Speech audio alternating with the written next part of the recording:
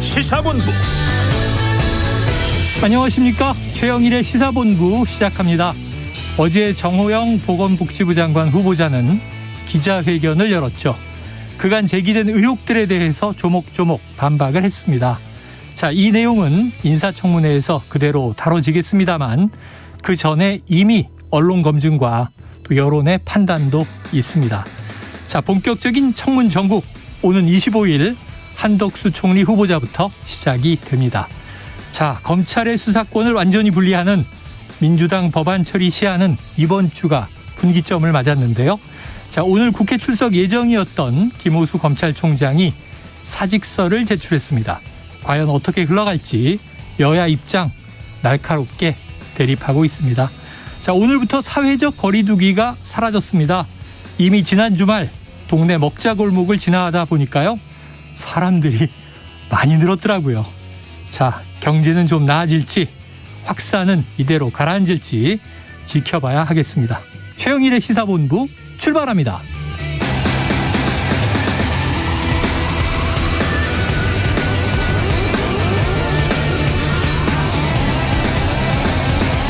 네, 1부에는요, 오늘의 핵심 뉴스를 한입에 정리하는 한입뉴스 기다리고 있고요.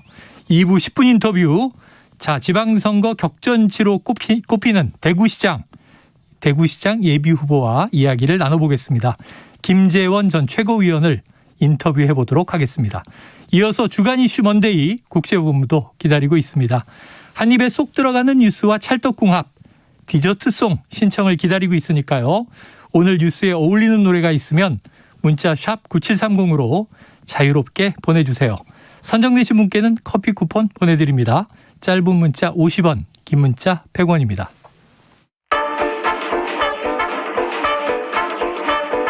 최영일의 시사본부 한입뉴스. 네, 뉴스가 또 주말 사이 많이 쌓였습니다. 쌓인 뉴스 중에 핵심 뉴스를 한입에 정리해보죠. 한입뉴스 박정호 오마이뉴스 기자, 또 헬마우스 임경빈 작가 나와 계십니다. 어서 오세요. 안녕하세요. 주말 잘 보내셨죠?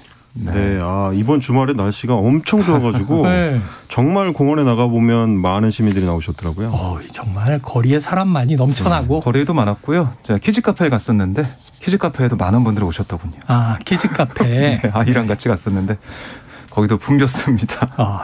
또 여기저기 사람들이 없는 데가 없더라고요. 아빠의 정체성을 이렇게 좀 다크서클이 주말 육아가 힘드셨나 봐요?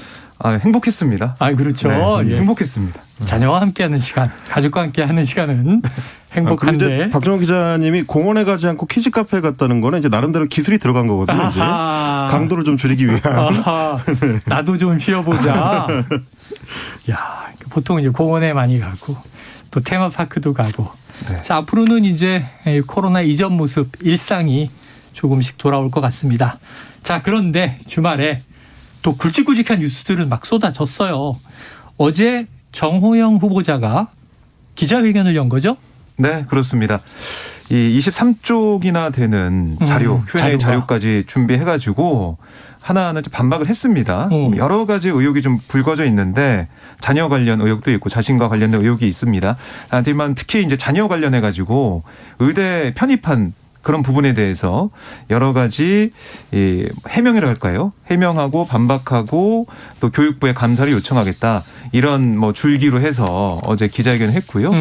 그리고 특히 이제 기자회견 이후에 이제 반응들이 사실 궁금하실 텐데 네. 오늘 윤석열 당선인 즉 그러니까 배현진 당선인 대변인 뭐라고 했냐면 정 후보자가 문제가 발생하면 수사를 의뢰한다고 얘기했다. 국회 청문회 자리에서 국민 눈높이에 맞는 적임자인지 판단해 주면 좋을 것 같다. 이렇게 얘기를 했습니다. 그러니까 이게 이제 청문회까지는 가야 된다. 이걸 분명히 한 거고요. 그리고 궁금한 게 바로 또 이제 윤 당선인의 직접적인 반응일 텐데 배현진 대변인은 윤 당선인이 어제 이 정 후보자 기자회견에 대해서 별다른 말씀이 따로 없었다. 차분하게 이 과정을 지켜보고 있다. 이렇게 설명을 했습니다. 적어도 기자회견을 열어서 또 이 23쪽짜리 자료를 이제 나눠주고 조목조목 반박을 했다는 것은 사퇴하진 않는다. 네, 사퇴할 뜻이 네. 없다라는 의미로 사실은 이제 국민의힘 내부에서도 그렇습니다. 조금 우려가 커지고 있다 이런 보도도 있었는데 자 우리 임 작가님이 네. 팩트 체크로 또 유명한 분이니까 어제 좀 기자회견을 해명이 보고 되던가요? 그리고 이제 자료집도 일단 살펴봤는데요. 네. 근데 그 뒤에도 이제 언론 보도들을 통해서 이 내용이 이제 뭐 부합하는 것인지를 팩트 체크하는 기사들이 좀 많이 나왔습니다. 네네네. 그래서 좀 하나씩 좀 체크를 해보자면 일단 이제 병역 관련해 가지고 문제가 된 거는 처음에는 2급 현역 판정을 받았었는데 그러니까 아들의 병역이죠. 그렇습니다. 아들의 병역이죠. 딸의 병역은 아닙니다. 그렇죠. 일단. 네. 본인도 아니고. 5년 뒤에 4급 사회복무요원으로 이제 바뀌었거든요. 네네. 그때 이 제출했던 병사용 진단서 그러니까 이제 문제가 좀 있다. 그래서 병역을 이제 현역으로 이행하기 좀 어렵다라는 진단서가 하필이면 아버지가 병원장으로 있었던 경북대 병원에서 이제 발행이 됐습니다. 그런데 이제 경북대 병원에서 이제 발행을 할 때 척추 협착이라는 이제 진단을 받았는데 이게 알고 보니까 굉장히 좀 흔하지 않은 질병이라는 거죠. 네네. 증세 자체는 추간판 탈출증이라고 하는 일명 이제 디스크하고 비슷한데 이거를 척추 협착으로 진단받는 경우는 이 이제 정 씨가 진단을 받았던 그 해만 따지면 20대 남성에서는 0.13%. 거의 없는 증상이라고 할 수 있고 실제로는 보통 이제 50대 이상한테서 이제 나타나는 걸로 알려져 있기 때문에 의사들은 뭐 이제 언론 인터뷰를 통해서 얘기한 게 이게 추간판 탈출증하고 구분이 잘 안 되기 때문에 어떻게 진단을 써주느냐에 따라서 굉장히 달라질 수 있다. 네네. 그런데 척추 협착의 실제 증상인지 여부는 좀 검증이 필요하다. 이제 이런 보도들이 좀 많이 나왔습니다. 그래서 하필이면 0.13% 안에 딱 정 씨가 들어갔는지 여부는 좀 체크해봐야 될 것 같고요. 네. 또 하나 지금 이제 보도들이 이제 지적을 하고 있는 건 뭐냐면 이렇게 병역을 이제 현역으로 이행하기가 어려울 정도의 이 고통이었다면 그 뒤에도 꾸준한 치료가 필요했을 것 같은데 네네. 2022년부터 2017년까지 5년간의 의료 기록을 보니까 병원 치료를 받은 이 자료가 15만 원 정도에 불과했다. 그러니까 이렇게까지 힘들었다면은 치료를 받는 게 당연한 건데 봤을 때는 별로 이제 치료에 임했던 것 같지 않다. 그리고 또 하나는 이 기간 동안에 아버지가 근무했던 병원에서 이제 봉사활동을 했는데요. 그게 이제 환자를 이송하는 업무였다는 거죠. 이런 것까지 따져봤을 때 진짜 그 병이었던 게 맞느냐 이런 의혹이 지금 제기가 되는 겁니다. 그래요. 아니, 저 같은 경우에 지금 뭐 저는 근무를 다 끝냈으니까 네. 저는 그냥 아프면 참거든요. 병원 안 갈 수도 있죠. 아프면 참아요. 그렇죠. 굉장히 잘 듣는 진통제를 썼으면 뭐 어떨지 모르겠지만 네. 이 병이 그 정도로 이제 억제가 가능한 건지 잘 모르겠고 자 딸의 경우는 지금 이제 제일 좀 크게 문제가 되는 게 구술 평가와 관련된 겁니다. 편입학. 네, 편입학하는 과정에서 이제 구술 평가를 받았는데 아버지와 이제 지인이라고 할 수 있는 평가위원들 3명이 모두 이 딸에 대해서 만점을 줬다라는 문제 제기가 된 겁니다. 이때 이제 편입학할 때는 고사실 3개를 돌면서 9명의 심사위원들한테 이제 구술 평가를 받게 돼 있는데 그래서 1고사실, 2고사실, 3고사실 이렇게 이제 3명. 그렇습니다. 근데 1고사실에서는 만점을 못 받고 53점, 60점 만점에 53점을 받았고요. 2고사실에는 51점을 받았습니다. 근데 3고사실, 아버지의 지인이나 혹은 뭐 논문 공저자였던 평가위원들이 집중되어 있는 여기서 60점이 나와서 결국 최종 합격되는 데 있어서 결정적인 영향을 미친 거 아니냐. 이런 의혹이 제기가 됐는데 복지부에서는 그 당시에 다른 고사실에서 만점을 받은 지원자도 있었다. 그러니까 특별한 게 아니다라고 이제 해명을 했는데 알고 봤더니 그 지원자 같은 경우는 1, 2 고사실에서 전부 만점을 고수평가에서 받았고요. 3 고사실에서도 19점 해가지고 57점 사실상 이제 만점에 가깝게 네네. 이렇게 받았고 고수평가는 이제 지원자 중에서 다른 지원자 A 씨가 고수평가 전체 1위. 그리고 총점에서도 전체 1위였던 사람이기 때문에 직접 비교가 좀 어렵다. 이제 이런 얘기가 나오는 겁니다. 네. 이 딸이 이제 후보 5번으로 해가지고 이제 경북대 의대에 합격을 했는데 불합격자하고의 점수 차이가 6.81점이었습니다. 그러니까 만약에 3고사실에서 만점을 받지 못하고 앞에 고사실처럼 51점이나 53점을 받았다면 떨어졌을 가능성이 있는 거죠. 그래요. 참.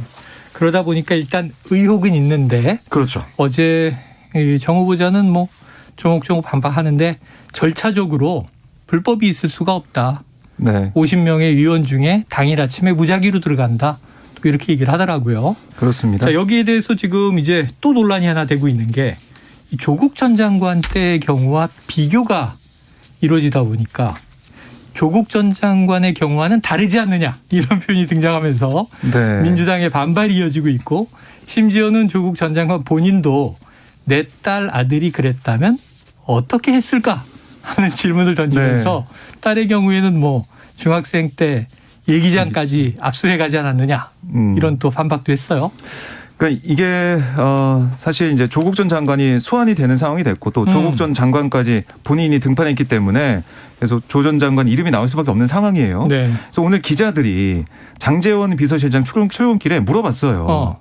이 이른바 조국 사태를 연상시킨다. 네. 이런 얘기를 했더니 장제원 실장이 정말 불같이 좀 화를 내는 모습을 보였습니다. 어허. 조국 그러는데 진짜 조국 문제하고 이거하고 비슷한 게 있으면 얘기를 해봐라. 네. 뭐 조작을 했냐, 위조를 했냐. 지금 보면 전부 다 기자들이 얘기하는 게 프레임이다. 부정의 팩트가 뭐가 있냐. 적어도 입시 문제랑 병역 문제에 있어서 팩트가 밝혀진 게 있으면 얘기를 해봐라. 네. 이렇게 반박을 했습니다. 그러니까 이 조 전 장관 이 상황과 다르다 이걸 계속 주장을 한 거고요.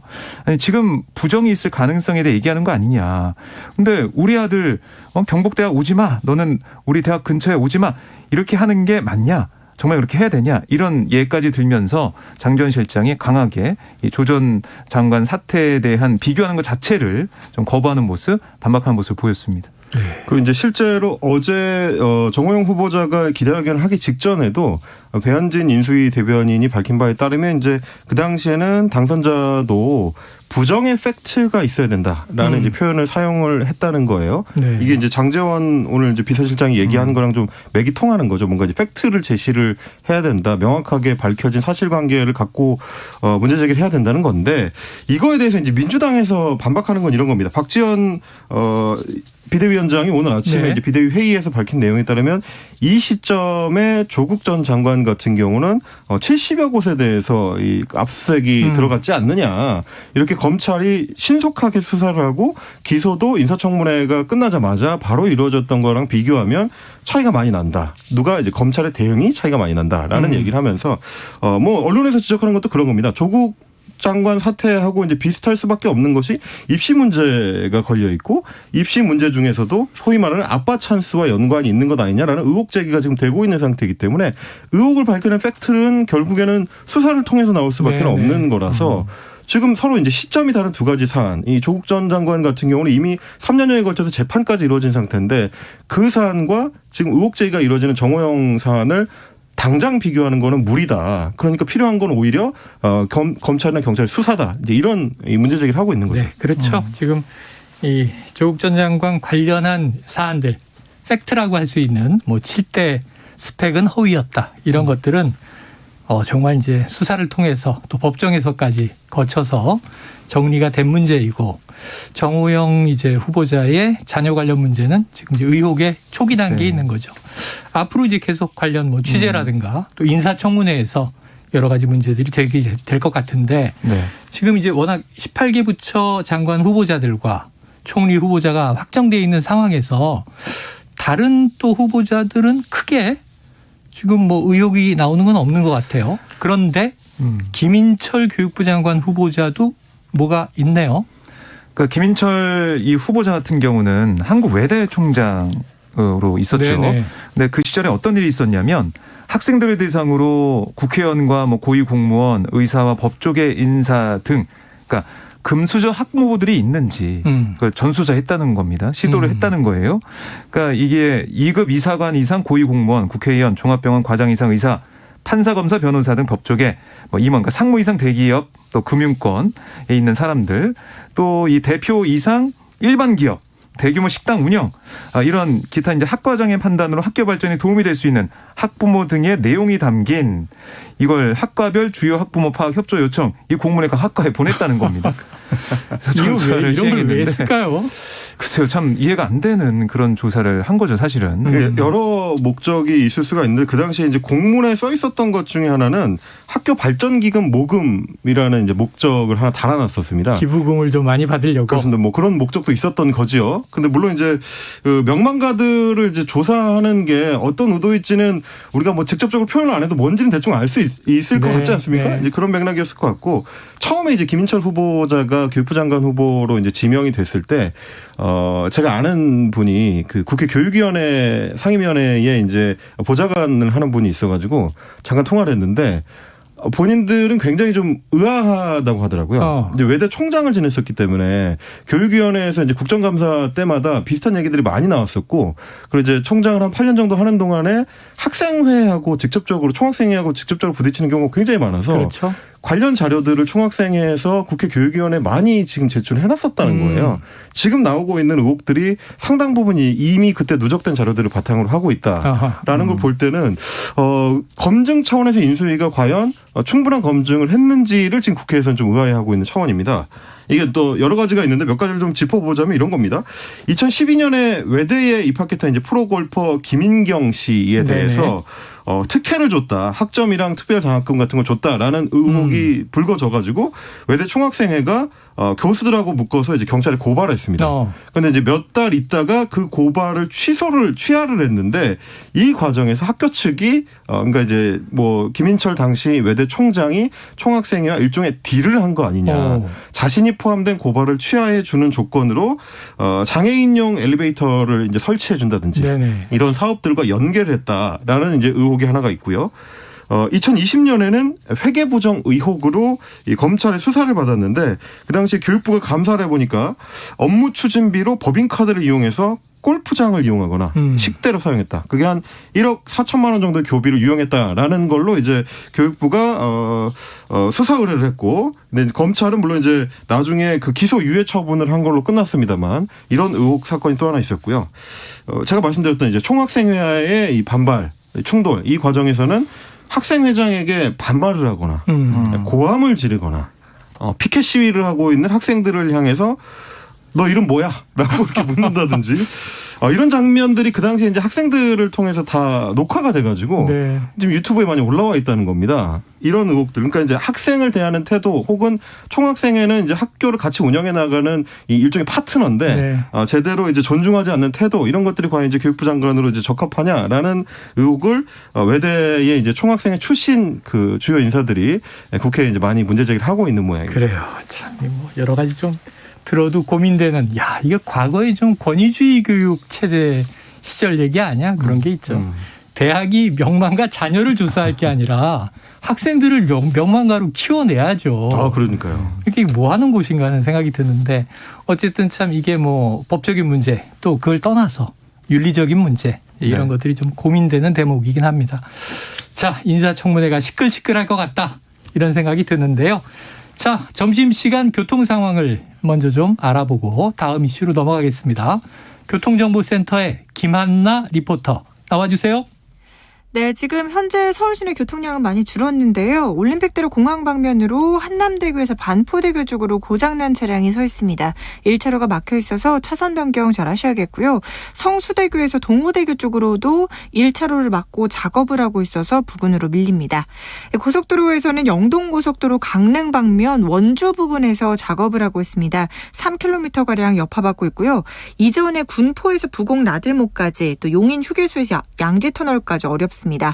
서해안고속도로 목포 쪽으로는 당진분기점 부근 5km 정체가 작업 여파 때문이고요. 이전에 군포에서 부곡 나들목 그리고 서평택 부근에서 서해대교까지 어렵습니다. 경부고속도로 서울 쪽으로는 양재에서 반포까지 어렵고요. 이 전후로는 이제 수월하게 지나실 수 있겠습니다. 반대 부산 방면도 상습 정체 구간에서만 밀리고 한남에서 서초, 죽전에서 수원 나들목까지 속도 떨어지고 있습니다. KBS 교통정보센터에서 김한나였습니다.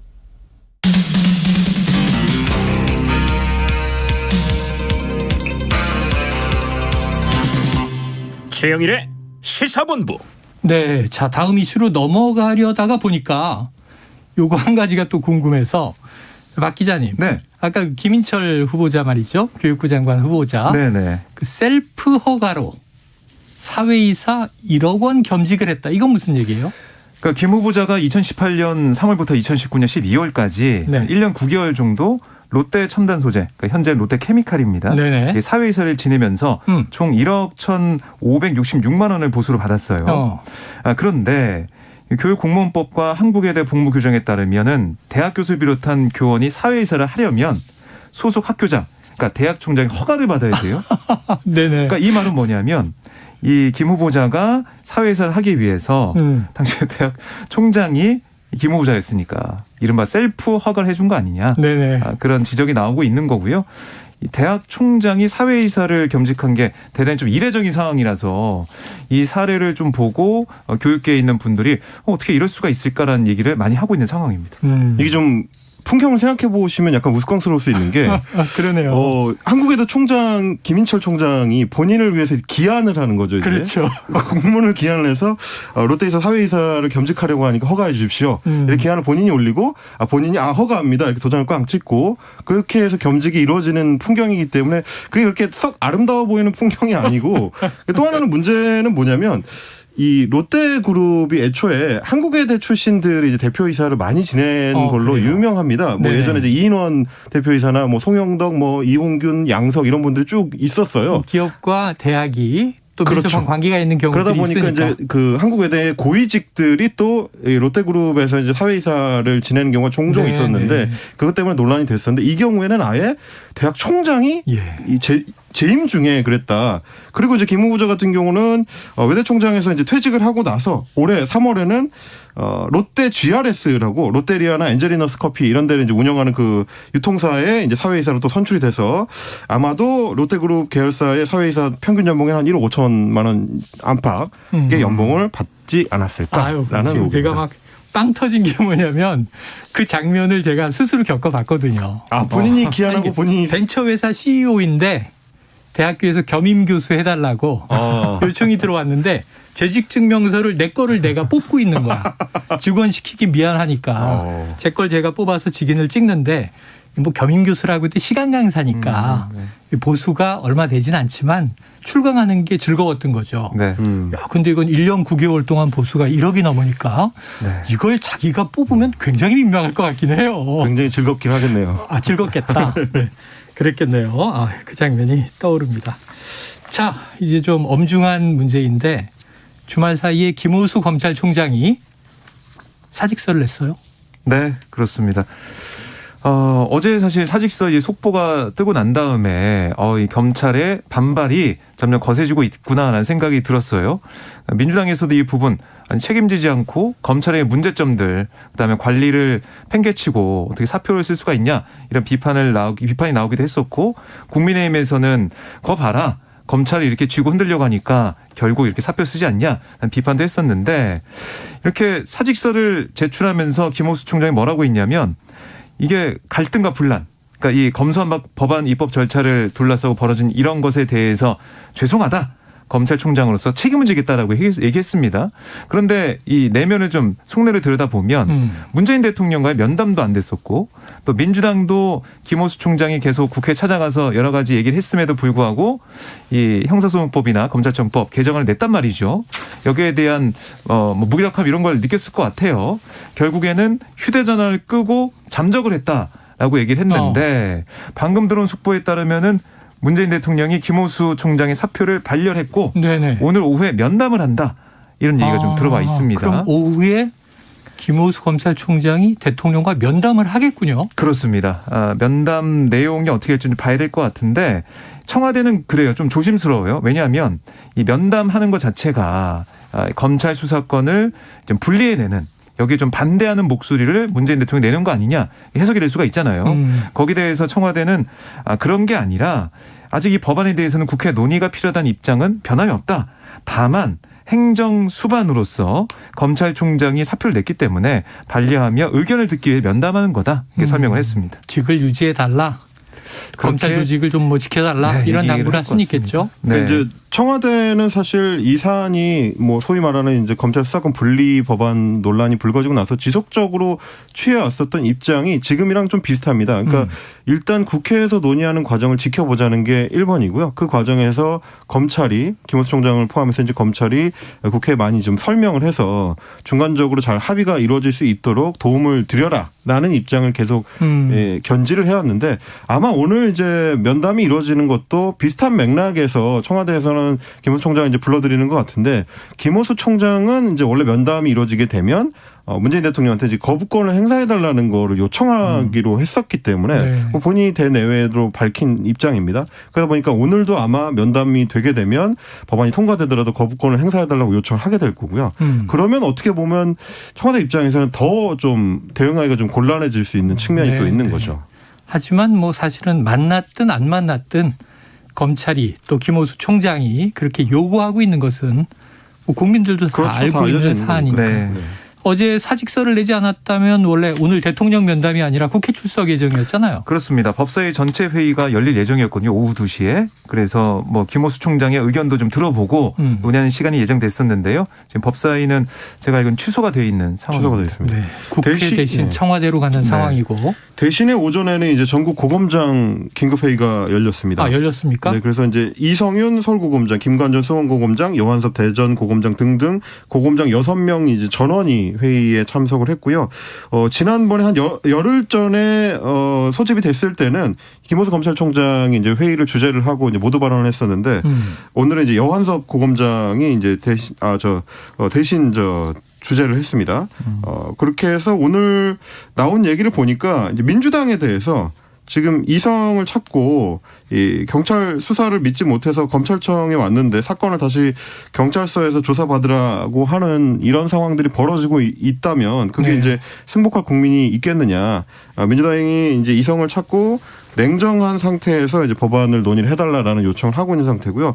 오늘 오전에 회의가 열리기 전까지만 하더라도 혹시 회의를 하고 나서 고검장들이 일제히 사표를 제출하는 이런 행동으로 집단 행동으로 이어지지 않겠느냐라는 추측도 있었는데 지금 분위기로 봐서는 일단 뭐 검찰총장의 사표도 반려가 된 상태이기 때문에 그렇게까지 이 확전이 될 것 같지는 않은 분위기입니다. 뭐 그렇게 되면 이제 이른바 검난 이렇게 되는 건데. 그렇습니다. 다만 이제 내일은 이제 평검사들 회의가 또 예정이 되어 있습니다. 그렇더라고요. 네, 그것까지도 지켜봐야 될 것 같습니다. 자, 평검사 대표 150명이 서울 중앙지검에 모인다고 하는데 네. 서울로 모이는 것은 그렇습니다. 19년 만이라는 얘기가 있어요. 네. 사실 이 검사들이 총 결집을 해서 단일 대우로 반발하고 있다 이렇게 보시면 되겠습니다. 네. 자, 어떻게 될지 지금 검수완박. 이게 민주당이 지금 추진하고 있는 법안 처리. 네. 사실 이번 주가 분기점이잖아요. 그렇습니다. 사실 그래서 이번 주에 민주당 얘기를 들어보면 법사위 네. 이 검토를 다 마치고 통과를 시킨 다음에 다음 주에는 처리해야 된다 본회의에서 네. 이런 얘기를 하고 있습니다. 그런데 지난주에 전해드린 대로 관건이 박병석 국회의장이 네. 4월 23일부터 5월 2일까지 캐나다, 미국 순방길에 나가요. 오는 토요일에 출국인데. 그렇습니다. 그렇기 때문에 이 사회권이 어떻게 되느냐. 근데 전례를 따르면은 부의장이 넘겨받거든요. 네. 근데 부의장이 또 2명이니까 누구한테 넘겨줄 거냐. 근데 현재로서는 김상희 부의장 네. 유력한 상황이고 민주당 출신이죠. 네, 네. 정진석 국민의힘 출신의 부의장 같은 경우는 또 이제 일본으로 출국할 네네네. 예정이라고 알려지고 있어요. 이런 것들 때문에 김상희 부의장이 사회권을 넘겨받게 되면 오히려 민주당 입장에서는 이 사회권이 확보가 되는 거니까 특히 박병석 국회의장 같은 경우는 언론중재법 관련해 가지고 여야의 합의를 얘기하면서 직권상정을 안 했었거든요. 상정 안 했거든요. 네네. 그런 걸 지켜볼 때 민주당은 나쁘지 않다 이런 판단을 하는 걸로 보이고요. 국민의힘은 또 이제 더 긴장을 하게 되겠죠. 필리버스터를 좀 살라미 전술로 막을 수 있기 때문에 이런 얘기를 하는 거고 그동안 국회 전례를 봐도 국회의장이 없을 때 국회 부의장이 사회권을 넘겨받아서 처리했던 주요 법안들이 있습니다. 네. 2009년도에 그때 보면 이른바 미디어법을 김영우 국회의장을 대신해서 이윤성 한나라당 소속의 부의장이 이거 처리한 적이 있거든요. 네. 이런 걸 봤을 때 민주당 입장에서는 문제될 게 없다. 이렇게 얘기하고 있습니다. 굉장히 좀 국회 시계가 급박하게 돌아갈 것 같은 것이 뭐 이제 여러 도는 얘기들 중에서는 민주당이 제한 시간을 오는 28일 정도로 잡아놓고 그 앞에 이제 착착 어떤 진행을 해나갈 것이다라는 예측이 도니까 오늘 이제 권성동 원내대표 같은 경우는 국회에 이제 국민의힘 의원단한테 국회 경내에 좀 대기해달라는 협조 요청을 보내면서 오늘 민주당이 이제 법사위 1소위를 소집해가지고 처리할 가능성이 있다. 그러니까 소위에서는 일단 넘겨서 본회의 전체 회의로 보내려고 하는 움직임이 이제 보인다라고 이제 국민의힘에서는 좀 관측을 하고 있는 것 같아요. 그래서 아마 이제 양측이 굉장히 눈치 게임을 이제 일단 하게 될 것 같고 또 하나는 정의당 같은 경우는 이제 오늘 이제 박병석 의장한테 우리가 대안을 준비해가지고 낼 테니 시간을 좀 달라 이제 이런 입장을 좀 밝히기도 했습니다. 그래요. 오늘 내일이 아마 좀 국회가 급박하게 돌아갈 것 같습니다. 자, 국회. 지금 우리가 이제 방송하고 있는 KBS에서 길 건너 옆집인데 아주 긴장감이 팽팽해지고 있는 것 같습니다. 네. 이번 주하고 다음 주 지켜봐야 될 것 같고요. 이번 주는 우선 법사위에서 어떻게 처리되는지를 봐야 할 것 같습니다. 자, 국민의힘과 국민의당 안철수 위원장의 말을 따르면 공동정부 정신이 훼손될 만한 일이 있었지만 이렇게 됐는데 합당은 결국 하는군요. 그렇습니다. 오늘 오후에 이제 공식 선언할 예정이고요. 국민의힘과 국민의당이 각각 이 각자의 당에서 최고위에서 이걸 통과시켰어요. 결국 국민의힘으로 이 이름을 그대로 사용하면서 사실상 국민의당이 국민의힘에 흡수합당되는 그런 상황이 되겠고요. 결국 이제 6일 지방선거에서는 두 당이 단일 공천한다. 이게 정리가 됐습니다. 네. 근데 이게 이제 흡수합당이 되다 보니까 그렇게 되면 국민의당이나 혹은 이제 안철수 대표 입장에서는 얻은 게 뭐냐라는 이제 회의론이 이제 불거지고 있는 네. 것이 일단은 국민의당의 당직자들의 이제 고용 승계를 어떻게 할지 완벽하게 합의가 안 된 상태인 것 같습니다. 이게 이제 이 양 당의 이제 규모 차이가 있다 보니까 국민의힘으로 단순 합쳐져 가지고 그대로 고용 승계를 할 경우에는 국민의힘 내부의 당직자들이 이거 불공정한 거다. 작은 당이랑 우리가 합쳤는데 대우를 우리랑 똑같이 하는 게 우리는 이제 공채를 통과한 당직들인데 네. 맞느냐 이제 이런 문제 제기를 하고 있어서 합의가 지금 완전히 이루어지지는 않은 상태라고 하고요. 그 지방선거 공천권과 관련해서도 국민의당의 이제 기존의 선거를 뛰고 있던 당협위원장들이나 혹은 이제 선거 출마 예정자들 같은 경우는 전략 공천을 만약에 할 경우는 우리가 갈 자리가 없어진다. 그러니까 모두 경선해달라 이제 이런 주장을 또 하고 있습니다. 그래요. 그리고 또 한켠에는 이제 비례대표, 국민의당의 비례대표 이제 권은희 의원의 제명 처리 문제가 있습니다. 권은희 의원은 계속 이제 제명을 요청을 했었는데 지금 합의된 내용이 알려진 바로는 권은희 의원의 제명은 처리해 주는 걸로 네. 합의가 된 것 또 같습니다. 해줘야 되겠죠. 뭐 있기 싫다는 사람을 그러니까요. 억지로 수속시킬 수는 없잖아요. 알겠습니다. 자, 이 또 그 사이 이런 뉴스가 있었네요. 이른바 시끌시끌했던 계곡살인. 네. 저희가 사건본부에서 2주 동안 다뤘는데 이 배상훈 프로파일러가 예. 곧 잡힌다고 얘기했는데 계속 검거가 안 돼서 걱정이었는데 결국은 구속이 됐나요? 네, 아니 지금 오늘 검찰이 구속영장을 청구를 했습니다. 영장 청구가 됐고 일단은 그렇습니다. 이제 그 체포가 된 상황이죠. 체포가 된 상황이고요. 살인과 살인미수 보험사기 등의 혐의로 오늘 오전에 영장을 이은혜, 조현수 두 사람에 대해서 청구를 했고요. 사실 계속해서 사실상 조사를 거부하고 있는 상황입니다. 아, 그래요? 그래서 검찰 입장에서는 어떻게 말문을 열게 할 거냐 이게 좀 관건을 좀 보이고요.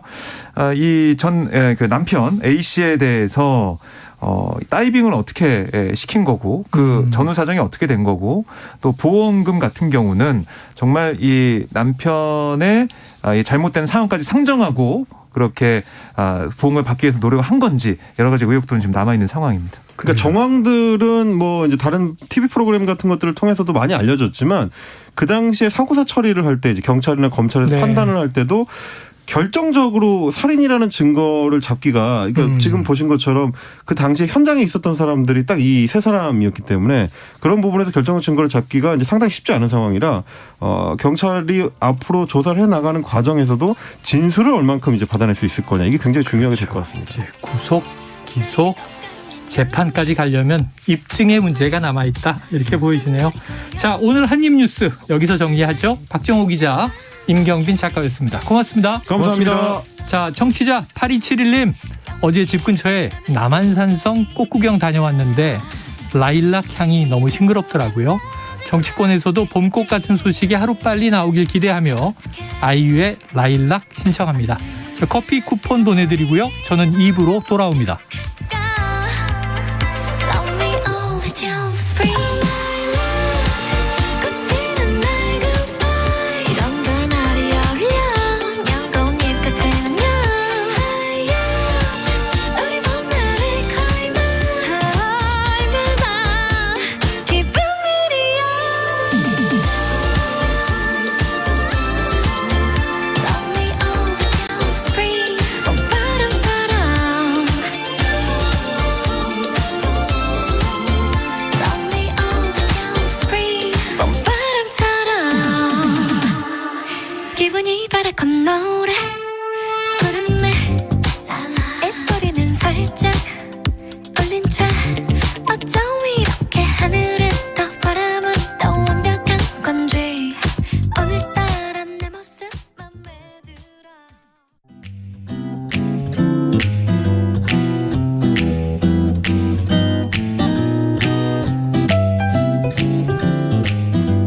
안녕하세요. 바른말 고운말입니다.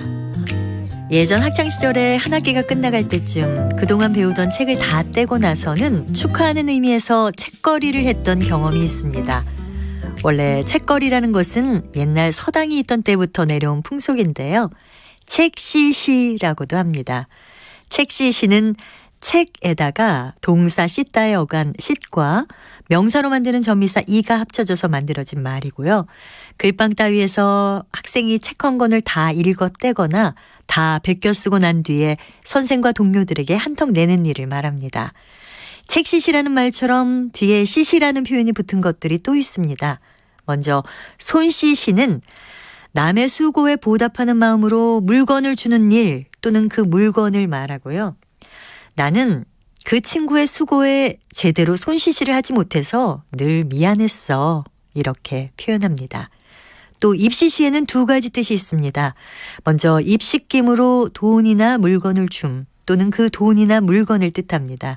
그러니까 비밀이나 자기에게 불리한 말을 못하도록 남몰래 돈이나 물건을 주는 일을 가리키는데요.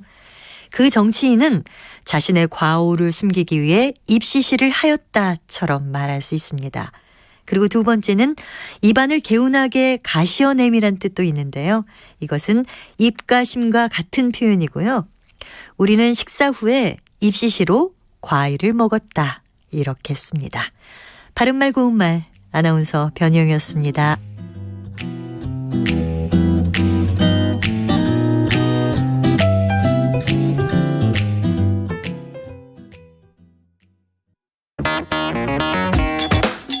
시선은 뜨겁다. 조직적으로 움직였다는 의심이 드는 사건입니다. 아니 정치 권력이 더 두 번째는 세죠. 뭐냐면 정말 진짜 그건 지금 대변이에요. 김영남 의원 때론 차갑게 식혀야 할 때도 있다. 그러니까 너는 죄가 있어. 이렇게 판단하는 건 잠시만요. 이제 그만 문제라고. 네. 그만 잠깐 끊고 가겠습니다. 시사는 시원하다. 이처럼 소가 화장실을 이용하면 배설물을 한 곳에서 처리할 수 있으니까 온실가스 배출량을 획기적으로 줄일 수 있다고 하는군요. 시원한 바람처럼 기분 좋은 소식이 있다. 시사의 핫앤쿨 KBS 1라디오에 다 있습니다. 평일 저녁 7시 20분 정준희 교수의 KBS 열린 토론, 평일 밤 10시 5분 김성환의 시사야. 많은 청취 바랍니다.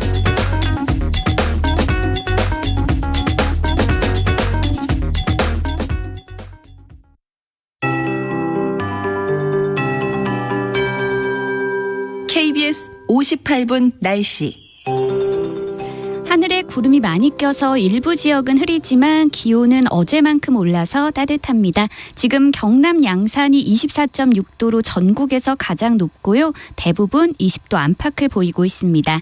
오늘 예상 한낮 기온은 서울 20도, 대전, 대구, 부산 22도, 강릉과 광주 24도 등 전국이 17도에서 24도 분포로 어제와 비슷하겠습니다. 일교차가 10도에서 20도까지 크게 벌어지는 만큼 건강관리에 각별히 유의하셔야겠습니다.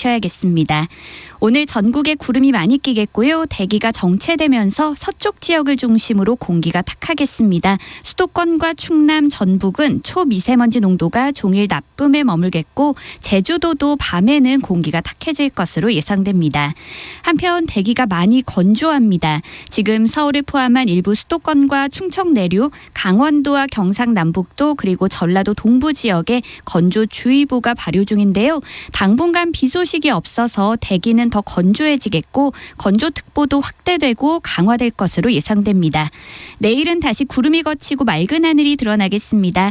이번 주 대체로 맑은 가운데 예년 이맘때 기온을 보이면서 완연한 봄 날씨가 이어지겠습니다.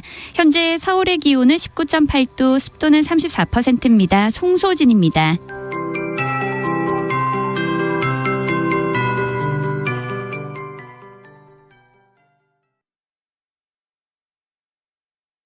정성을 다하는 국민의 방송 KBS가 한시를 알려드립니다. AM 711kHz, FM 97.3MHz, KBS 1라디오입니다. HLKA.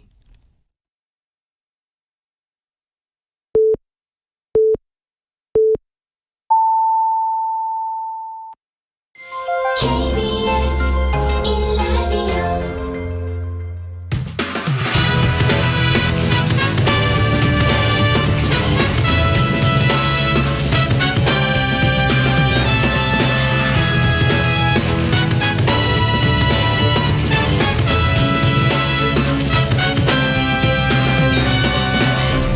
KBS 1라디오 최영일의 시사본부.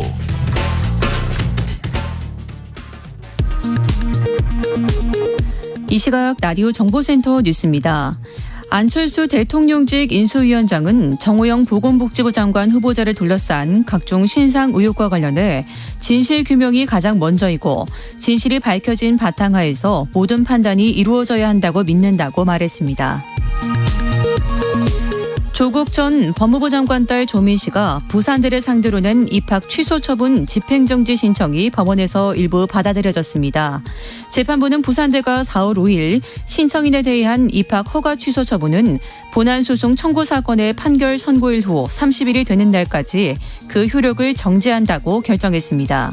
재판부의 이 같은 판단으로 조민 씨는 본안소송 1심 선고 후 30일까지는 졸업생 신분을 유지하게 됐습니다.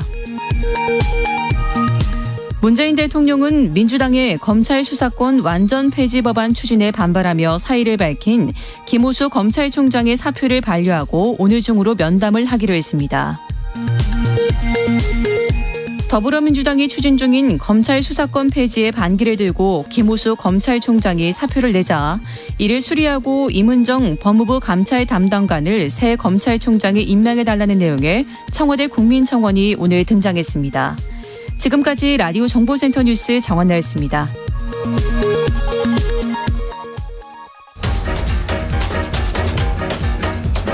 최영일의 시사본부 10분 인터뷰. 네, 화제 이슈를 콕 짚어보는 10분 인터뷰 시간입니다. 지방선거가 이제 44일 앞으로 다가왔는데요. 서울, 경기만큼 관심이 뜨거운 곳 바로 대구죠. 지난 주말 김재원 예비후보가 박근혜 전 대통령의 최측근 유영하 예비후보에게 단일화를 제안하면서 반홍준표 연대가 결성될지 관심이 모아지고 있습니다. 국민의힘 전 최고위원이기도 하시죠. 김재원 대구시장 예비후보를 연결해서 직접 이야기를 들어보겠습니다. 김 후보님 안녕하세요. 네, 안녕하세요. 자, 바로 핵심으로 여쭤보겠습니다. 지난 주말에 유영하 후보에게 단일화를 공개 제안하셨는데 그동안은 좀 부정적인 분위기였어요. 그 제안의 배경은 어떻게 될까요? 지금 현재 이제 대구 시민들이 유영하 후보와 저의 단일화를 강력히 요구하고 있거든요. 네네. 그렇게 해서 이제 홍준표 후보에게 좀 강력하게 맞상대를 해달라라는 그런 요구이고, 사실 우리 당원 여러분들은 70-80%가량 만나면 한 70-80%가량은 단일화가 어떻게 되는지를 궁금해 하시거든요. 네네. 그래서 저는 이 단일화라는 것은 결국 이제 앞서가는 후보에게 보다 경쟁력이 있는 대항 후보를 단일 후보로 선정해서 그 앞서가는 후보와 경쟁력을 갖추자는 의미고, 네. 그러려면 그 현재 당내 경선 규칙과 동일한 방식으로 저와 유영하 후보가 경선 단일 후보를 선정하자, 그런 제안을 한 것인데, 네. 유영하 후보는 대외적으로는 뭐 환영한다, 만나겠다라고 그 보도자료를 배포하고 실제 만났었는데요. 네네. 어제 저녁에 만났었는데, 네. 결과는 뭐 이견이 커서 현재까지는 전혀 합의에 이르지 못했습니다. 지금 말씀하신 그 대목을 저도 보도로 봤는데요. 어젯밤에 만나셨는데 의견 차이가 컸다. 그 이견은 주로 어떤 대목입니까? 제가 앞에서도 말씀드렸다시피 그 후보 단일화를 하는 이유는 지금 당내 경선에서 경쟁력이 누가 더 있는지를 가려내서, 네네. 경쟁력이 더 있는 후보가 단일 후보가 되자는 그런 의미거든요. 네네.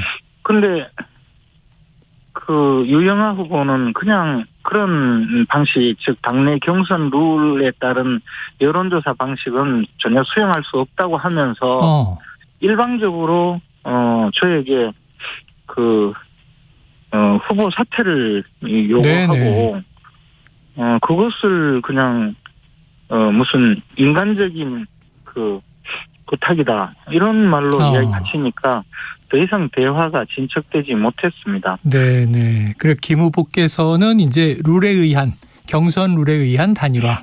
그런데 유영하 후보 쪽에서는 그 방식은 수용하기 어렵다. 사퇴하라 이렇게 요구를 한 거군요.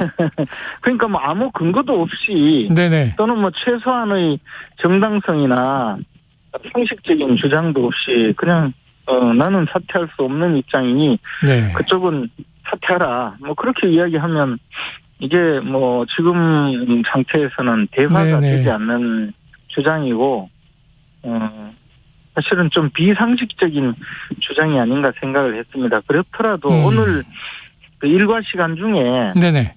그 선관위에 이제 여론조사 신고를 하면 네. 내일 거쳐서 모레 즉 20일 날 여론조사를 할 수가 있거든요. 그렇기 때문에 오늘 일과 시간까지는 아직도 후보 단일화를 위한 여론조사 경선의 가능성이 남아있기 때문에 인내를 갖고 기다리고 있습니다. 네. 자, 이제 한 반나절 정도 남아 있습니다. 아직도 가능성은 열려 있다. 이렇게 말씀을 하셨어요. 예. 자, 유영하 후보는 이제 박근혜 전 대통령의 지지를 받고 있지만 김 후보님하고 비교를 하면 또 정치 경력에서는 차이가 많이 나는 신인입니다. 후보님께서 이 단일화가 안 될 경우 좀 그 부담감 없으세요? 지금 앞에서도 말씀드렸다시피 대구 시민들 또 그 당원들께서는 단일화를 해라. 단일화를 하지 않으면 심각하게 말씀하시는 분들은 역적이다 이런 말씀까지 하시는 분들도 있거든요. 네네. 이게 그 많은 당원 또는 대구 시민들의 요구 사항인데 이것을 그냥 비합리적인 주장을 하면서 걷어차는 것은 저로서는 참으로 안타깝고 힘든 일입니다. 물론 그래도 인내하면서 기다리고 있지만 이것을 그냥 시간만 보내면서 네네. 당신이나 사퇴해라 나는 사퇴 못한다 이런 주장을 하는 것은 저는 좀 받아들이기가 어려웠습니다. 네네. 아까 처음에 잠깐 말씀 주셨지만 인간적인 차원으로 양보하십시오 하는 것은 이제 받아들이기 어렵다. 자, 그러면은 지금 김 후보님이 말씀하신 것은 단일화 룰은 대구 시민 여론조사 50%, 책임당원 투표 50%잖아요. 그게 이제 그 경선 지금 그렇죠. 당내 국민의힘 경선의 내에. 규칙이거든요. 그리고 그 네네. 규칙에 맞춰서 다만 이제 당원 투표를 할 수가 없으니까 선거법상. 그래서 이제 당원을 상대로 여론조사를 네네. 해서 당원 여론조사, 시민 여론조사. 예, 그것으로 50대 50으로 반영해서 결정하자는 것인데, 예를 들어, 정치가 사람이 하는 건데 무슨 숫자를 가지고 이야기하느냐, 이런 이야기를 하시면, 그냥 더 이상 대화가 진척되기 어려운 것 아닌가 생각합니다. 자, 그럼 만약 오늘 남은 시간 중에라도 유 후보 쪽에서 자, 그럼 여론조사 방식은 받아들이겠는데 이 비율을 좀 조절하자. 이런 요청을 해오면 어떻게 하실 거예요?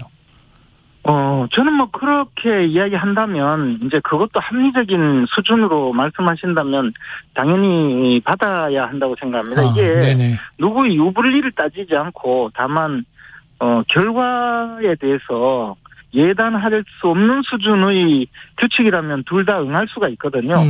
근데 단일화라는 것을 당신이 들어가라 이런 것은 단일화가 아니죠. 그냥 네네. 일방적인 그렇죠. 주장인데 예컨대 뭐 경선의 그 여론조사 비율을 이쪽을 좀 더 높이고 저쪽을 낮추자 하는 것은 그것은 이제 일종의 자신에게 좀 유리한 방향으로 끌고 가려는 시도 아니겠습니까? 근데 그렇더라도 제가 일정 부분을 양보할 수 있다면 양보를 하겠다는 생각이 있습니다. 근데 지금은 뭐 여론조사 이야기 꺼내지 마라. 숫자 가지고 논의하지 말라. 이렇게 이야기하면서 뭐 예컨대 마주 달려오는 열차에 타고 있는 둘이서 지금 둘이 마주오는 열차에 타고 있다. 네. 나는 열차에 묶여 있고 김 후보는 언제든지 내릴 수 있지 않느냐. 그러니까 내려달라. 이렇게 이야기를 한단 말입니다. 그러면 그것을 어떻게 제가 내리겠습니다 하겠습니까? 이게 뭐 표현만 들어도 무시무시한데요. 예, 어제 그런 말을 들었습니다. 그래서 계속 이야기하면 서로 또 감정이 상하니까 어쩔 수 없이 협의가 되지 않은 상황이었습니다. 자, 자신은 열차에 묶여 있다. 김 후보님은 내릴 수 있지 않느냐? 네, 이게 쉽지 않아 보이네요. 오늘 시간은 가고 있고요. 자, 이 김 후보님도 어쨌든 대구시 발전을 위해서 시장이 되겠다 나서셨기 때문에 여쭤봐야죠. 대구시 발전을 위한 청사진 궁금한데요. 주요 공약들은 어떤 것들 준비하셨습니까?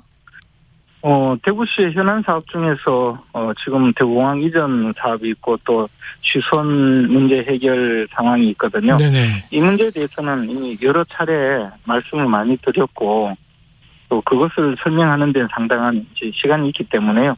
그것 외에 예컨대 수능 준비생들에게 인터넷 강의를 서울 강남구에서 실시하고 있는데 그것을 대구시 전역에 확대해서 연간 5만 원만 내면 수능생들이 인터넷 강의를 들을 수 있도록 하고 또 기업 민원의 경우에는 민원 24 제도라고 해서 누구든지 24시간 내에 민원을 완전히 처리를 하고 만약에 그렇게 되지 않을 때는 시장이 직접 책임을 져서 기업인들이 사업을 하는데 조금의 불편함도 없도록 하겠다는 그런 공약이 있습니다. 그래서 네.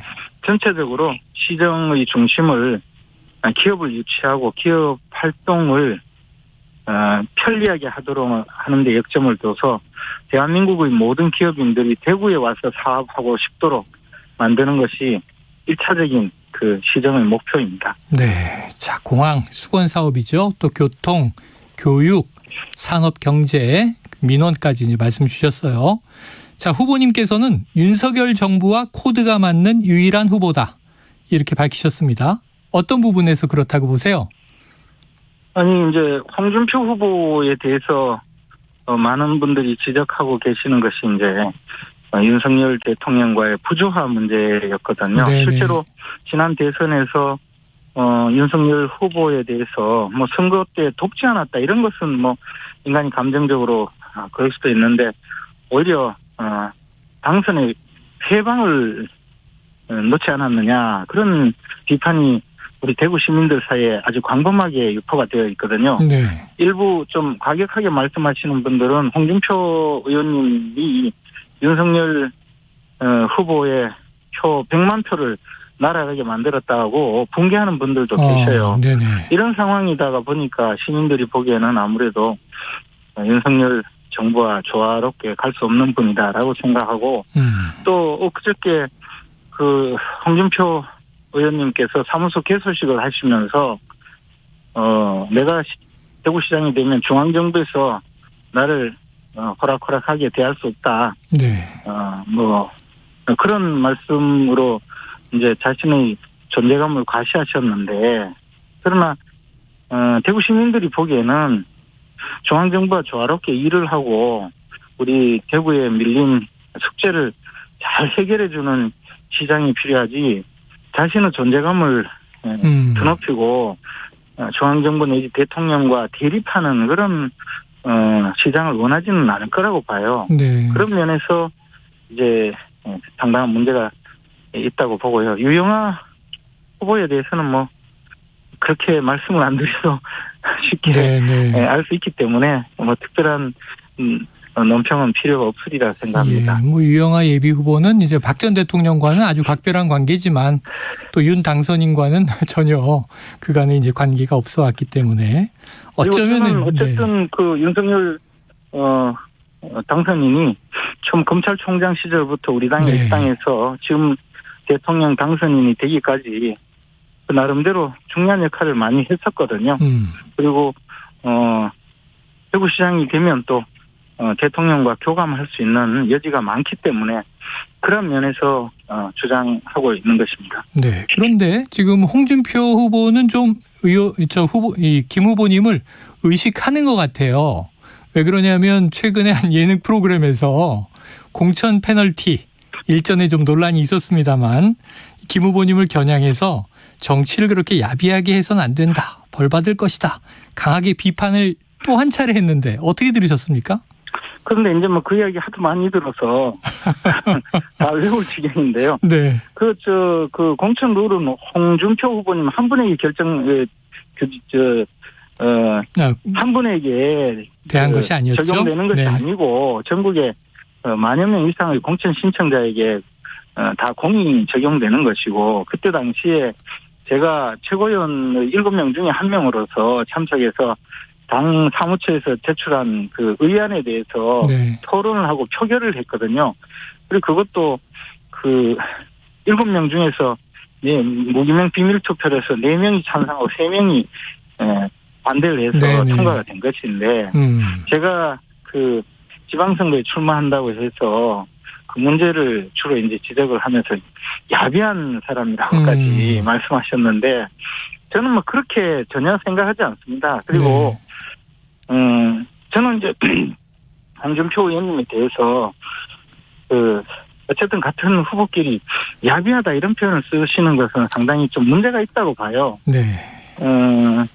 일각에서는 홍준표 후보님께서 지난 대선에서 그 윤석열 후보가 우리 당의 후보가 되고 자신이 경선에서 패한 다음에도 그 윤석열 후보를 적극적으로 돕지 않았던 것이 혹시 윤석열 후보가 낙마하지 않을까라고 기다리면서 있었다라고 의심을 하고 있는 분들이 꽤 있거든요. 만약에 그게 사실이라면 그런 태도가 야비한 것 아닐까요? 저는 이 문제에 대해서 너무 개인적인 감정이나 개인적인 정치적 이해관계를 가지고 공적인 그 방송에 나와서 마구 그 비난을 하시는데 그것은 그렇게 온당한 처사는 아니라고 생각합니다. 알겠습니다. 자, 워낙 관록 있는 정치인이시니까 이 현안 문제 한두 개 여쭤볼게요. 최근에 이 정호영 복지부 장관 후보자 의혹이 불거지면서 이 국민의힘 내에서도 좀 우려의 목소리가 있다 이런 보도도 있는데 혹시 뭐 거취에 대해서 의견이 있으십니까? 근데 이제 여러 가지 지금 그 객관적으로 오해를 받을 상황이 되다가 보니까 비판 여론이 많아진 것 같은데요. 네네. 근데 제가 오늘 아침에 제가 평소 존경하는 이재태 교수님의 그 설명글을 읽어봤었거든요. 네. 근데 그 내용을 보면 이것이 사실관계가 밝혀지면 전혀 지금 뭐 문제라고 주장하는 분들의 주장이 사실이 아니고 우리 정 후보자가 굉장히 좀 억울할 수 있겠다라는 생각이 들었습니다. 그래서 이것은 제발 사실관계를 정말 분명히 밝혀서 정 후보자가 조금이라도 문제가 있으면 사퇴하는 것이 마땅하고요. 정말 오해만 받고 있고 전혀 불법적인 요소 내지는 부당한 요소도 없다면 그러면 오히려 그분의 명예를 회복시켜 주는 것이 맞지 않을까. 특히 저는 이재태 교수의 주장을 보면 굉장히 합리적인 그런 주장이 있는 것 같은데 그런 점에서는 이것을 좀 더 심사숙고해서 판단을 하고 결정해야 될 것이라고 봅니다. 네. 인사청문회까지 지켜보면 알 수 있겠죠. 네. 자, 오늘 급박하게 나온 속보가요. 어제 이 사직서를 낸 김호수 검찰총장 이 문 대통령이 면담한다. 아마 오후에 면담이 이루어질 것 같은데 자, 이 이른바 검수완박 어떻게 해야 된다고 생각하세요? 검찰 수사를 완전히 뺏으려고 하는 것을 지금 검찰개혁이다 이렇게 주장하지만 문재인 정부 아래서 민주당과 문재인 정부가 보여준 검찰개혁이라는 것은 사실 초기에는 전 정권 즉 박근혜 정권이나 이명박 정권의 업무에 관련된 사안을 전부 국정농단이라고 몰아붙이면서 수사할 때는 검찰을 많이 활용했었거든요. 그런데 지금 와서 이제 검찰 수사권을 뺐다고 달려든 것은 결국은 이제 대통령께서 성역 없이 수사라, 권력도 수사라, 이렇게 하니까 검찰이 당시 청와대에 있던 사람들 또는 조국 전 법무장관 이런 데 대해서 울산시장 부정선거 사건을 수사하면서 청와대 사람들 수사를 하고 조국 법무장관의 비리를 수사하면서 일가를 수사한 것에 대해서 그때부터 지금 검찰 수사권을 뺏자 수사검사들 지방으로 쫓아내고 하는 이런 일이 반복되고 있거든요. 지금 와서 검찰 수사권을 완전히 뺏겠다는 것은 오로지 이제 국회의장과 법사위원장을 자신들이 차지하고 있고 이후에 대통령의 거부권 행사가 되기 전인 문재인 대통령 임기 중에 이 문제를 처리하고 도망가려는 것처럼 보이거든요. 이게 야반도주라고 우리 이준석 대표가 말씀하셨는데 실제로 뭐가 치운 죄가 많아서 검찰 수사를 이렇게 두려워하는가. 검찰 수사받을 사람들이 이렇게 많은가 하는 의심을 받을 그런 지금 주장만 하는 것이지 네. 이게 성공할 수가 없습니다. 이게 도저히 말이 안 되는 일을 벌이고 성공할 있거든요. 수 없다. 알겠습니다. 자, 오늘 김 후보님 의견 여기까지 듣겠습니다. 말씀 감사합니다. 고맙습니다. 네. 안녕히 계세요. 지금까지 국민의힘 대구시장 예비후보 김재원 전 최고위원이었습니다. 최영일의 시사본부는 여러분과 함께합니다. 짧은 문자 50원, 긴 문자 100원이 드는 샵 9730. 라디오 어플 콩과 유튜브는 무료로 참여하실 수 있습니다.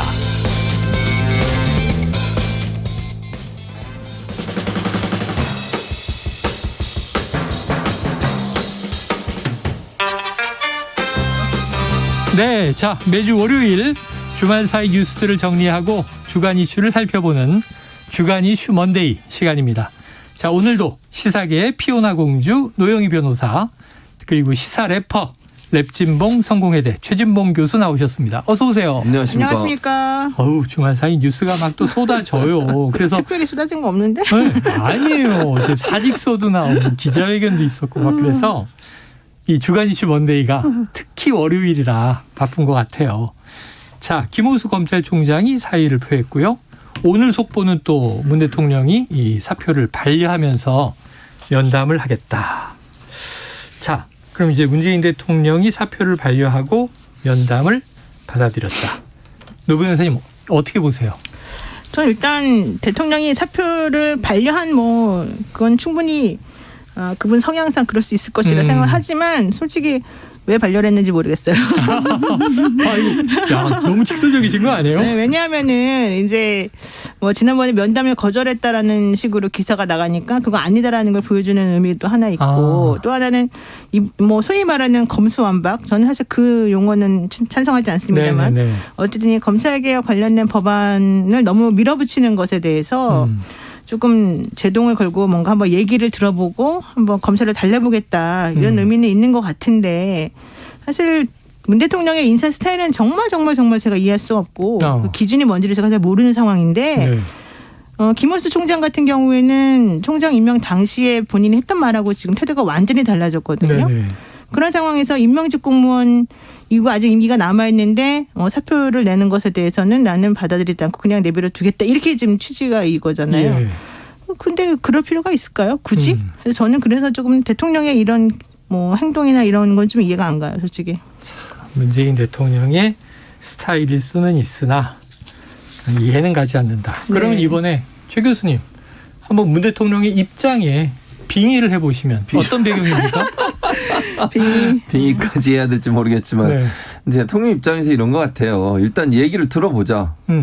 그냥 사표를 수리하는 것보다 일단 얘기를 들어보고 무슨 입장인지 대체 왜 이렇게 반발을 하는지 사표를 낸 이유 이런 부분들에 대해서 한번 이제 들어보고 결정할 것 같아요. 저는 수리될 가능성이 더 높다고 보는데 개인적으로는 아마 이제 왜냐하면 또 정치적으로 보면 문재인 대통령이 만약 바로 즉각 수용을 해보세요. 어떻게 되겠습니까? 국민의힘은 또 난리가 나겠죠.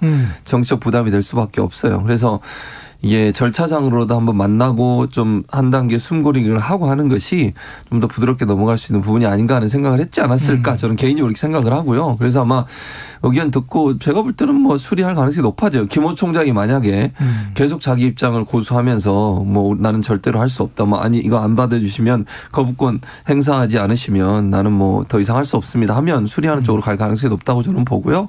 다만 이제 그래도 한 번의 절차를 거쳐서 좀 더 부드럽게 일을 처리하려는 의도가 있지 않는 개인적인 생각이고 또 어쨌든 사표를 냈으니 의도야 명확한데 그럼에도 불구하고 한번 만나서 얘기를 듣는 과정을 거친다고 하는 것은 조금 더 신중하게 접근하는 모습을 보여주는 것도 정치적으로 필요하지 않았을까 이렇게 생각합니다. 근데 저는 그건 아닌 것 같아요. 만약에 최진봉 교수님 말씀이 맞으려면 그냥 사표 반려 결정하지 말고 내버려 둔 다음에 면담하고 그 다음에 결정하면 되는 거예요. 수리할지 반려할지를. 네네네. 근데 오늘 사표 반려 결정했다고 지금 보도에 나왔잖아요. 네.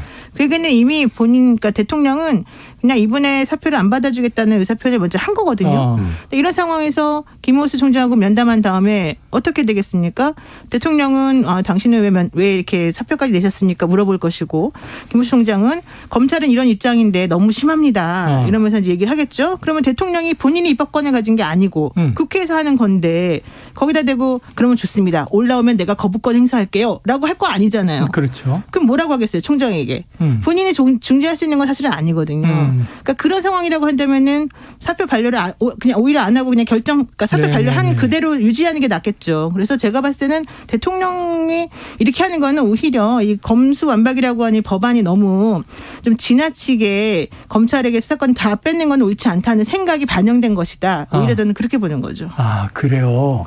미묘한 차이가 있네요. 그러니까 사표를 반려하고 면담을 하는 것과 먼저 면담을 하고 나서 사표를 수리할지 반려할지 결정하는 것이 다르다. 지금 노 변호사님이 조금 예리한 분석을 해 주셨습니다. 일단 오늘 면담의 결과를 또 지켜봐야 되겠죠. 사실 김호수 총장이 무슨 말을 할지는 뻔하죠. 만나야 알 수 있는 것은 아니에요. 네, 뻔하죠. 다 알고 있으니까. 자, 그동안 사표를 수리하면 이 검수완박에 찬성, 반려하면 반대. 이런 시그널을 줄까 하는 우려가 또 있었던 것이죠. 노 변호사님의 해석처럼. 그럼 반려 있다는 거는 민주당 입장에서는 조금 뭔가 여의치 않은 분위기가 감지되는 거죠? 그러니까 민주당 입장에서는 이제 이거를 계속해서 추진하는 와중에 제동이 좀 걸렸다. 왜냐하면 지금 문 대통령에 대한 지지도가 국민적 지지도가 낮지 않단 말이에요. 그렇죠. 그런 상황에서 대통령이 이런 식으로 어쨌든 보여주는 시그널은 조금 일단 한 박자 쉬어라라는 식으로 좀 보여주고 있기 때문에 민주당 입장에서는 조금 난감해 보인다. 그런데 그럼에도 불구하고 만장일치로 채택했던 것을 갑자기 이제 와서 뭔가 달라지기는 어려울 것 같고 오히려 공표한 다음에 3개월 있다가 이제 시행한다는 거잖아요. 그리고 그 기간 동안에 경찰권을 어떻게 좀 제대로 견제할 수 있고 균형을 좀 잡을 수 있는지를 논의한다 그랬잖아요. 그러니까 여러 가지 문제가 될 수 있는 만한 것들을 그 타임에 아마 제대로 조금 제도적으로 보완하는 그런 식으로 갈 가능성이 좀 있어 보이는데 만약에 이거를 중간에 또 뒤집어 보세요. 그러면 시간이 없어요, 이제는.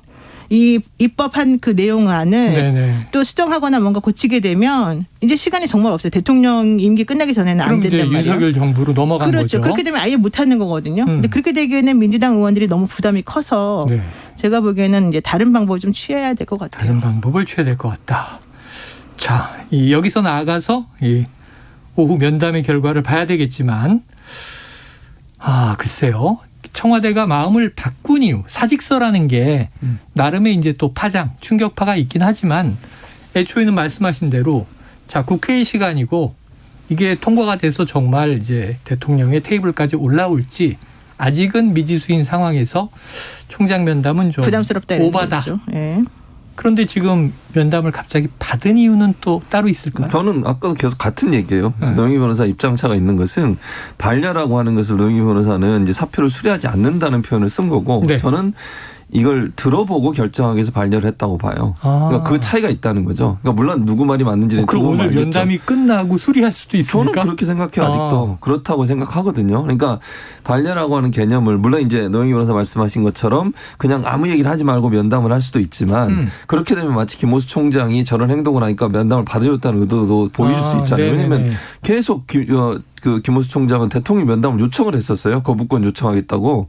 그래서 그걸 받아주는 모습이 모양새가 되는 것 자체가 부담스러울 수도 있어요. 왜냐하면 입법이 시작을 하고 입법부가 할 일이니까 본인은 거기에 대해서 일정 부분 선을 긋고 있었고 거리를 좀 두고 있었던 상황인데 총장이 일단 사표를 냈으니 일단 반려하고 만나서 얘기 들어보고 나서 결정할 수 있다고 저는 아직도 그렇게 생각하거든요. 그럼 제 생각이 틀릴 수도 있어요. 물론. 그래서 저는 이 반려라는 개념 자체를 사표를 수용하지 않겠다는 의미라기보다는 일단 그럼 얘기를 들어보고 만나보고 나서 최종적인 결정을 하겠다는 거라고 본다는 거죠. 네, 알겠습니다. 근데 우리 대통령은 참 답답해요. 그리고 정말 원칙주의자이신 것 같아요. 이 상황에서도. 왜냐하면 대통령은 사실 정치인 출신인데도 불구하고 정치인 같은 행동을 사실 거의 안 해요. 요즘 보시면 지금 이제 물론 최진무 교수님 말씀처럼 하실 수도 있겠지만은 문 대통령은 사표를 임기가 안 된 상황에서 낸 사람들에 대해서 특별하게 그거를 그대로 다 수용한 적은 없어요. 항상 임기를 다 지키십시오. 나는 간섭 안 하겠습니다. 이런 주의를 계속 갖거든요. 근데 사실 그렇게 해가지고 엉망진창이 된 게 더 많아요. 저는 정치인인 대통령이라고 한다면 좀 정치인으로서의 뭔가 결단을 좀 내리고 국민들이 정말 원하는 게 무엇인지 혹은 어떤 게 올바른 방향인지에 대해서 조금 제대로 좀 의사표시를 좀 해줬으면 좋겠어요. 네. 근데 문 대통령은 너무 점잖은 건지 좀 답답해요. 솔직히 말해가지고. 과거 청와대는 오히려 이제 우회적으로 자진 사퇴를 압박하고 또는 이제 찍어내기 뭐 이런 경우도 있었는데. 그렇죠. 네. 자, 문 대통령의 인사 스타일은 너무 젠틀한 것인지 너무 답답한 것인지. 자, 노 변호사님의 의견이 있었고요. 자, 지금 이걸 한번 또 여쭤볼까요? 지금 이 민주당은 어쨌든 전원 발의를 했기 때문에 추진하지 않아도 문제인 게 지난번에 여기 최재성 전 정무석이 와서 역풍도 우려가 된다. 분위기는 안 좋다. 근데 이게 기호지세이기 때문에 호랑이 등에 올라탔으니 지금 내릴 수가 없다. 이게 실패하면은 민주당 망하는 거다. 막 이런 얘기를 하셨거든요. 그러니까 민주당은 아니 갈 수 없잖아요. 지방선거가 있기 때문에 네. 더더욱 지금 당론으로 채택해서 만장일치로 의견이 나온 거잖아요. 이걸 이제 와서 어떻게 하기에는 좀 매우 곤란한 상황이 됐어요. 그러니까 여론은 조사에 따라서 뭐 이제 이 검수완박에 대해서 찬성 반대가 좀 엇갈리지만 사실 팽팽하다고 본다면 지지하는 쪽은 대부분 민주당 지지층일 거 아닙니까? 그렇죠. 예, 그럼 이런 상황에서 이제 멈출 수가 없는데 요건 어떻게 될까요? 박병석 국회의장이 23일 날 출국을 해요. 그 전에 본회의 처리는 안 될 것 같아요. 네. 그러면은 사회권을 넘겨줍니까? 근데 사실 그걸로 걱정하면서 조선일보에서 특히 네. 박병석 국회의장이 마치 이것에 키를 쥐고 있는 양 썼고요. 네네. 국회의장이 나가게 되면 이거 처리 안 될 수도 있다는 식으로 말을 하더라고요. 근데 전혀 그렇지 않아요. 국회의장이 어디 해외 출장을 나가게 되면 사실은 그 의결을 행사할 수 있는 의결권을 행사할 수 있는 사람인 부의장에게 이걸 넘깁니다. 네네. 그래서 지금 민주당 출신의 부의장이 있지 않습니까? 네네. 그래서 그분에게 넘기기 당연한 김상희 것이고요. 부의장. 실질적으로는 장제원 저기 국민의힘 쪽에서도 지금 한 분 있잖아요. 정진석 부의장. 네, 정진석. 그분 같은 경우에도 일본 일본 출장인지 어딘지 간다는 거잖아요. 그러니까 이제 지난번에 박진 단장이 미국에 이제 협의단을 이끌고 갔다 온 거하고 똑같이 네네. 일본에도 이제 협의단을 보내는 거죠. 그러니까 그게 간다는 거잖아요. 네네네. 그러면 박병석 의장 없고 정진석 부의장 없다는 거예요? 네. 그러면은 민주당에서 당론으로 채택한 그것을 민주당 부의장, 민주당 네네. 사람인 부의장이 처리한다는 거잖아요. 사회권을 가지고. 예, 뭐가 문제죠? 아, 그러니까 이제 처리에는 문제가 없다. 네.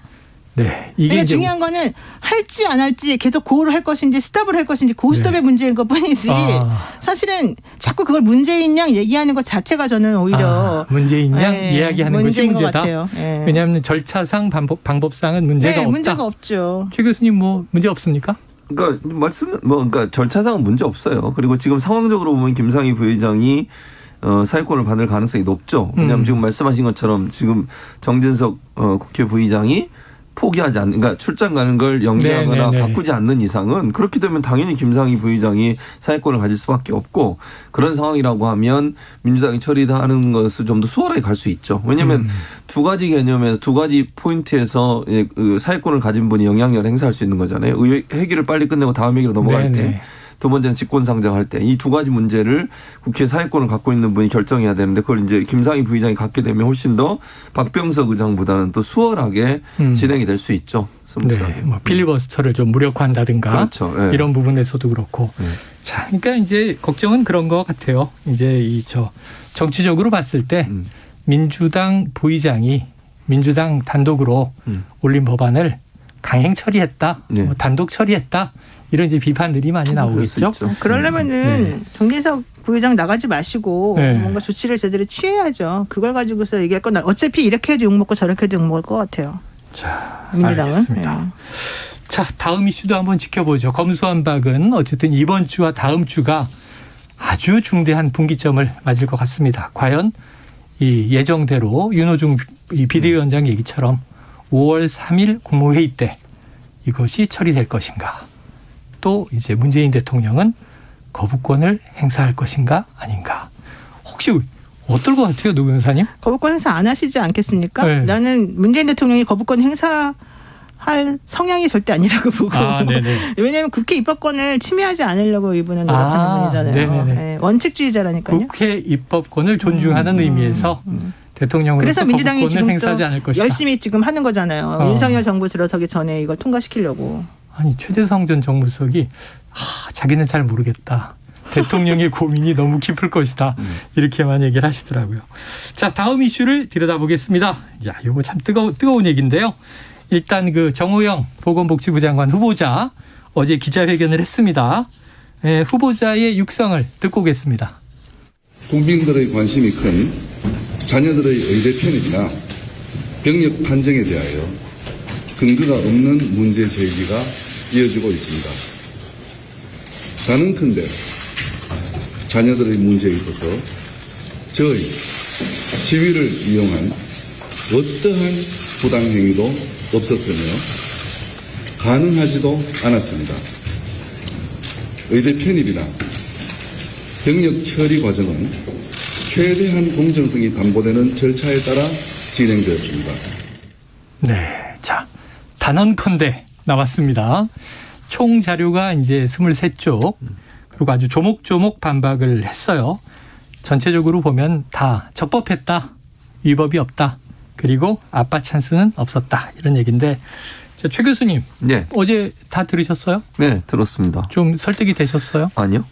설득이 안 왜요? 됐고요. 아니 일단 뭐 그 말씀만 있었지 특별한 무슨 증거나 이런 건 없었어요. 그러니까 물증이라고 제가 얘기하면 본인의 입장, 그러니까 본인의 주장, 해명을 명확하게 증거로 제시하는 예를 들면 CT라든지 MRI라든지 이런 것도 전혀 없었고. 그다음 이슈 관련해서도 본인의 설명만 있는 거잖아요. 지금 뭐 말씀하신 것처럼 뭐 면접관 50명 중에 뭐 이렇게 무작위로 했다 이런 것도. 근데 어떻게 우연인지 모르겠지만 그 주장이 맞다고 하면 3명이 되시는 분이 만점을 두신 분들이잖아요. 그분 같은 경우에 왜 이렇게 자기하고 잘 아는 분이 거기에 들어갔을까? 방이 여러 개가 있었잖아요. 그 방마다 그러니까 심사를 했던 그 3명씩 있었죠. 네, 그 방마다 각각 점수 차이가 나요. 근데 여기만 이렇게 만점자가 많이 나올 수 있을까 과연? 이런 부분도 사실 의문이거든요. 그리고 만약 이제 뭐 그러니까 제가 그냥 상상을 해볼게요. 이거는 뭐 사실관계는 확인 안 된 거고요. 뭐 그날 이게 만약 이런 방식으로 그 추첨을 통해서 한다 하더라도 결정되고 나서 전화할 수 있는 거 아니에요? 예를 들면. 그리고 블라인드 처리가 안 되면 누가 들어오는지 이름 다 보여요. 네. 그리고 모르겠습니다. 그 자기소개서에 이제 뭐 아버지 보고 썼는지 안 썼는지 제가 확인이 안 되고요. 모르겠고요. 또는 뭐 이미 이제 면접관으로 들어올 분들이 그걸 알고 있는 상황이 될 수도 있는 거잖아요. 그걸 우리가 모르는 거잖아요. 지금 상황에서는. 그런 부분들에 대한 명쾌한 설명이 없이 그냥 뭐 이게 추첨을 통해서 심사위원이 선정됐는데 그중에 우연히 3명 전 본인하고 친하신 분, 같이 논문을 쓰신 분 이런 분이 들어갔다고 하니 이게 과연 설명이 납득이 될 수 있겠느냐. 그리고 그 병원 가서 찍은 것도 굳이 경북대 병원을 온 것도 그렇고 또 18학점인가 19학점을 들으면 18학점 들으면서 40시간 일을 했다. 네. 그리고 뭐 척추 뭐 협착증인가요? 그거 있는데 뭐 이게 침대도 나르고 이런 일을 할 수 있는가 과연 이런 부분에 대한 명확한 물증은 없었어요. 말씀만 있었던 거죠. 그걸 어떻게 100% 우리가 신뢰할 수 있을 거냐 하는 부분은 국민들도 조금 의아할 것이라는 생각이 듭니다. 네. 노 변호사님도. 그러니까 지금 정호영 보건복지부 장관 후보자는 매우 억울할 것 같아요. 네. 왜냐하면은 본인이 생각하기에는 아무런 확인도 안 거친 채 지금 보도에서 본인들을 되게 나쁘다고 얘기하고. 네. 조국 장관 전 장관네하고 똑같이 취급한다 이거 아닙니까? 네. 그러면은 조국 전 장관과 같이 취급하지 않으려면 수사를 해봐야 되겠죠. 네, 그런데 그래서 결국 오늘 시민단체에서 고발을 했네요. 이분하고 그다음에 박태인 경북대 의대 학장 등을 공무집행 방해죄, 위계영 공무집행 방해죄로 고발을 했습니다. 그러니까 현실적으로 지금 자꾸 얘기되는 게 왜 우리를 악마화시키느냐 이런 얘기가 하나가 있고 한덕수 총리 후보자는 자녀들 평이 나쁘지 않더라. 별 문제 아니더라. 이런 얘기까지 한단 말이에요. 그러면 옛날에 조국 전 장관 자녀들은 뭐 평이 나빠가지고 그런 일이 벌어졌을까? 그건 아니거든요. 그래서 본인은 억울하겠지만 그와 관련해서 그런 팩트가 정말 무엇인지 한번 확인을 한번 해보는 작업이 필요할 것 같고요. 좀 전에 우리 그 최진봉 교수님 말씀하신 것처럼 형식적으로는 문제가 없었을 수 있지만 사실 우리가 우려하는 문제는 그런 형식적인 부분이 아니거든요. 그러니까 실질적으로 영향력을 아빠가 어떻게 행사할 수 있겠느냐. 내지는 아버지가 그런 그러니까 말을 통해서 하지 않았다 하더라도 알아서 해주시는 부분들은 어떻게 해결됐느냐. 이런 것들을 좀 확인해 봐야 되는데 그런 부분들에 대한 건 좀 없었던 것 같아요. 그래요. 사실은 뭐 입시 비리다 했을 때 옛날에는 대놓고 하는 일이 있었는지 모르겠습니다만 이 시스템이 만들어진 이후에는 대놓고는 못하죠. 어떻게 그걸 피해서 하는가. 그럼요. 이게 이제 관건이 돼 있고 그렇게 좀 이제 지능적으로 했을 때 오히려 더 사회적 비난이 커지는 건데 자, 지금 문제는 이게 정치적으로 쟁점화된 게 노 변호사님 말씀해 주셨지만 이 조국 전 장관 사례와 비교가 되면서 이른바 이제 아빠 찬스라는 표현도 그렇고 이게 판박이 유형 아니냐 또는 평행 이론 아니냐. 그런데 문제는 이제 이 국민의힘 쪽에서 보면 팩트가 없고 저쪽은 팩트가 있다. 근데 이건 좀 시작점과 결과, 종착점에서 차이는 있는 것 같아요. 자, 이 논리 구조가 똑같은데 최 교수님 어떻게 좀 분석을 하시겠습니까? 자, 생각해 보세요. 이렇게 조국 전 장관 때와 비교를 안 할 수가 없어요. 네. 그러니까 모양새가 비슷하기 때문에 그렇게 사람들은 다 생각을 하는 거예요. 조국 전 장관이 기자회견할 때 여러 가지 얘기했죠. 처음에는 사모펀드 가지고 시작을 했어요. 근데 결국 뭘로 문제가 됐죠? 표창장, 인턴 이렇게 갔잖아요. 그럼 원래 처음에 문제를 제기했던 사모펀드에는 별 문제가 없는 것으로 돼버리고 결국은 별건 수사라고 할 수 있는 표창장 이런 걸로 간 거예요.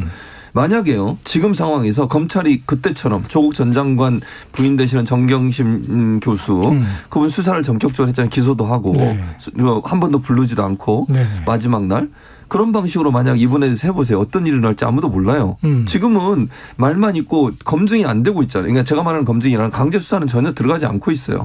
만약 강제 수사 들어가서 이분이 냈던 모든 것 지금 조국 전 장관 그 가족처럼 그렇게 하면 과연 이분이 얘기하신 게 다 맞을까? 저는 모르겠어요. 뭐 지금은 제가 단정적으로 아무것도 얘기할 수 없으니까 말씀을 못 드리지만 그런 식으로 강제 수사해서 뭐 만약 이 학생들이 이 자녀들이 어디에 냈던 입시 다 찾아내고 고등학교 때 뭐 대학교 때 지금 이뿐만 나온 거 의혹뿐만 아니라요. 그것까지 다 검증해 보면 검찰이 만약 강제 수사하면 어떤 게 나올지 아무도 몰라요 지금.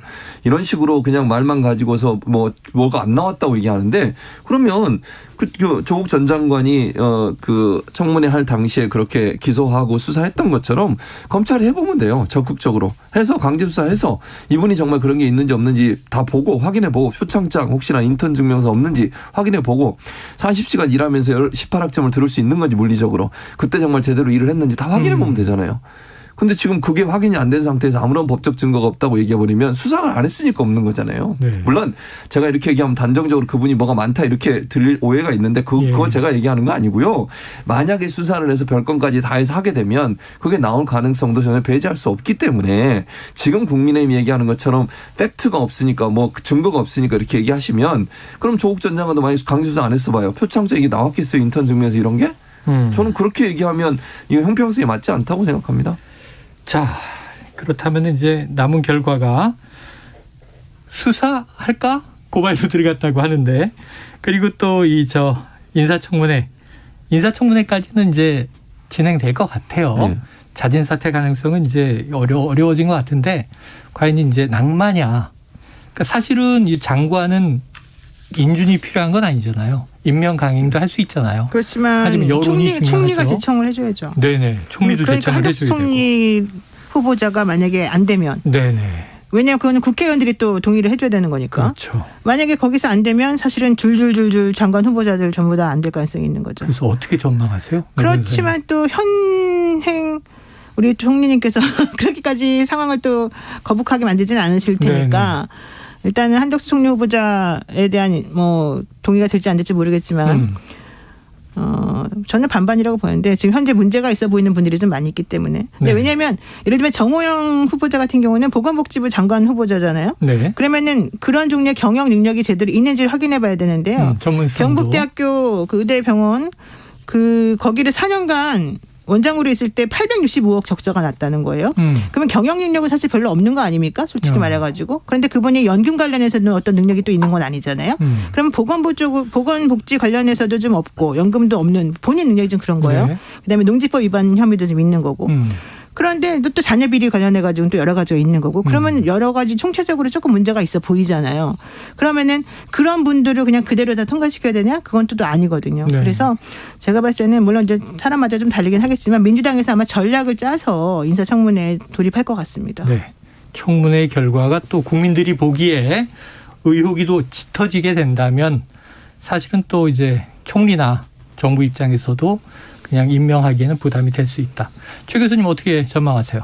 그러니까 저는 만약에 윤석열 당선인이 정말 이걸 임명을 한다고 하면 그건 정말 엄청난 후폭풍을 맞을 거라고 저는 봐요. 후폭풍을 맞을 것이다. 당연하죠. 국민들이 볼 때는 윤석열 당선인이 검찰총장 그만두고 대선 후보의 반열에 오르고 대통령이 되기까지 두 가지 단어예요. 공정과 상식이에요. 그렇잖아요. 조국 전 장관 수사 이게 기반이 돼가지고 결국 공정과 상식이라는 이미지가 생겼고 그 이미지를 가지고 지금까지 왔어요. 근데 지금 이 정호영 이분은 40년 직이라잖아요. 친하고 친구이고. 네네. 이걸 이런 식으로 대응하는 게 과연 공정과 상식이 맞는 건가? 그럼 그때 들이댔던 그 기준과 잣대는 대체 어디 갔냐? 국민들이 이렇게 생각할 수밖에 없어요.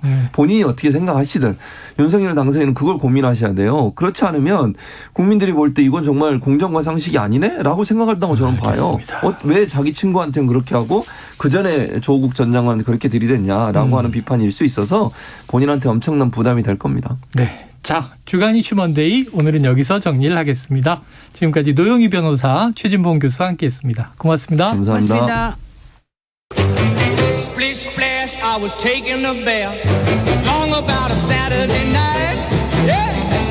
점심 먹고 유쾌한 시사 디저트 한 입. 최영일의 시사본부. 네, 시사본부 매일 이 시간 청취자분들께 드리는 깜짝 간식 선물. 오늘은 뚜껑이 큰 컵라면입니다. 자, 오랜만에 컵라면이 돌아왔습니다. 자, 코너 들으시면서 문자 보내주시면 되고요. 짧은 문자 50원, 긴 문자 100원이 드는 샵 9730으로 의견 많이 보내주세요. 자, 전 세계 지구촌에서 벌어지는 생생한 국제 뉴스를 살펴보는 시간이죠. 국제본부 문희정 국제시사평론가 나와 계십니다. 어서 오세요. 네, 안녕하세요. 자, 지금 이제 장기전으로 가는 것 같은데 러시아, 우크라이나 전쟁 상황 어떻게 되고 있습니까? 자, 일단 그 전선은 남부하고 동부로 이제 집중되고 있는 것 같습니다. 네네. 원래 그 동부 지역인 돈바스 지역 해방을 위해서 러시아가 이제 침공을 했다라고 얘기를 했거든요. 그런데 러시아 입장에서는 그 마리우폴이라고 해가지고 돈바스하고 남부의 크림반도를 연결하는 요충지가 있습니다. 그렇게 되면은 동부에서 남부까지 쭉 이어서 러시아가 이제 장악을 할 수 있게 되거든요. 거기에 집중을 하고 있는 거고, 사실 우크라이나 입장에서도 평화 협상을 할 때까지만 해도 돈바스라든지 크림반도와 관련해가지고는 약간 양보하는 그런 제스처를 취했었는데, 지금은 볼로디미르 젤렌스키 우크라이나 대통령이 이제는 돈바스까지도 포기하지 못하겠다. 이러면서 평화 협상도 살짝 물 건너가는 느낌이고요. 지금 말씀하신 것처럼 우크라이나 전쟁이 장기화되지 않겠느냐 이런 얘기가 훨씬 더 우세한 상황이라고 볼 수 있습니다. 그리고 러시아하고 우크라이나가 지금 전쟁 상황과 관련해 가지고 계속해서 언론전을 펼치고 있는 상황이거든요. 그래서 지금 나오고 있는 뉴스 보도들을 고지고대로 다 믿으실 것이 아니라 어느 쪽 출처인지를 조금 보시고 최대한 팩트를 좀 맞추셔가지고 판단하실 필요가 있을 것 같습니다. 야, 그럼 또 국제 여론전이 벌어지고 있으니까 맞습니다. 뉴스는 쏟아지지만 그 안에서도 또 팩트 체크를 우리가 하면서 봐야 되겠군요. 네. 자, 요충지라고 말씀해주신 마리우폴, 이 포위 공격이 거센 것 같고 러시아는 거의 다 장악했다, 함락했다. 그리고 마지막 이제 이 잔류해 있는 우크라이나 군들 투항하면 살려준다. 뭐 이런 얘기가 나오고 있고. 자, 그런가 하면 이스라엘 경찰이 또 예루살렘에 있는 알 아크사 모스크라는 곳에 들이닥쳐서 무슬림들하고 충돌이 벌어졌다고 하는데 이건 또 무슨 사건이에요? 자, 이슬람 교도들을 무슬림이라고 하죠. 이 무슬림들이 모여서 기도하는 사원이 모스크라고 합니다. 지난 15일 새벽에 예루살렘의 이슬람 성지인 알 아크사 사원에 이스라엘 경찰이 들이닥쳐가지고 팔레스타인인들과 충돌이 벌어졌어요. 그래서 152명의 팔레스타인인들이 부상을 당했는데 지금 라마다 기간이거든요. 그래서 굉장히 많은 팔레스타인인들이 기도를 드리고 있었고 여기에 이제 경찰이 들이닥친 겁니다. 그러면 왜 들이닥쳤느냐? 있습니다. 이스라엘 측에서 밝힌 내용은 지금 수십 명의 복면을 쓴 남성들이 이 사원 안에 들어와 가지고 돌을 모으고 있다. 예. 그래서 이 폭력을 막기 위해서 군중을 해산시키고 돌과 바위를 제거하기 위해서 진입할 수밖에 없었다라고 얘기를 하는데 이게 무슨 얘기냐면 그 팔레스타인인들이 이스라엘 측에 시위를 할 때 할 수 있는 게 돌을 던지는 거 정도밖에 없거든요. 투사. 예. 그래서 이 돌을 모으는 무슬림들을 선제적으로 색출하고 시위를 막으려는 목적이다. 이렇게 얘기를 한 겁니다. 그리고 17일에도 이 무슬림들이 바리케이트를 치고 유대인들의 사원 접근을 막았다는 이유로 이스라엘 경찰이 또다시 알 아크사 사원에 진입해서 무슬림 10여 명이 다쳤다. 이런 얘기가 나오고 있습니다. 당연히 팔레스타인인들은 분노할 수밖에 없었고요. 지금 곳곳에서 항의 시위와 또 이를 진압하는 이스라엘 경찰 간의 충돌이 벌어지고 있습니다. 이런 장면은 종종 보는 것 같아요. 맞아요. 특히 예루살렘이 유대교, 기독교 그리고 또 무슬림들도 성지다 보니까 맞습니다. 이게 바로 지난번에 폭력 사태 난 거는 아래에서는 유대교도들이 집회하고 있고 위에서는 이슬람교도들이 집회하고 있는데 소리가 시끄럽다고 이스라엘 경찰이 들어가서 확성기를 끄니까 꺼버렸죠. 예. 소유 사태가 한번 크게 벌어졌었잖아요. 네. 비슷한 양상인데 팔레스타인인들 입장에서는 기도를 하고 있는 사원에 경찰이 마구잡이로 들어왔다. 이런 일은 왜 벌어지는 걸까요? 그러니까 사실 매년 이맘때가 되면 국제뉴스면에 등장하는 대표적인 기사가 이 팔레스타인과 네네. 이스라엘 간의 충돌이잖아요. 지금 날짜가 해마다 또 나라마다 조금씩 달라지기는 하지만 4월에 이슬람에서 가장 중요한 라마단 기간이 있고요. 네네. 이를 견제하기 위한 이스라엘의 대응도 강해지기 때문입니다. 올해 라마단은 대략적으로 2일과 3일에 다 시작이 됐고요. 한 달간 이 라마단 기간 동안 해가 떠 있는 시간에는 금식을 하고 해가 지면 무슬림들이 함께 모여서 기도를 하고 음식을 나눠 먹는 일상이 반복이 됩니다. 매일 저녁 무슬림들이 이 알 아크사 사원으로 모여들거든요. 근데 걸핏하면 이스라엘 경찰은 광장을 폐쇄하면서 이들의 출입을 막습니다. 이 알 아크사 사원이 있는 곳은 일명 성전산, 영어로는 템플 마운트라고 하고요. 아랍명으로는 하람 알 샤리프, 신성한 안식처라는 뜻인데요.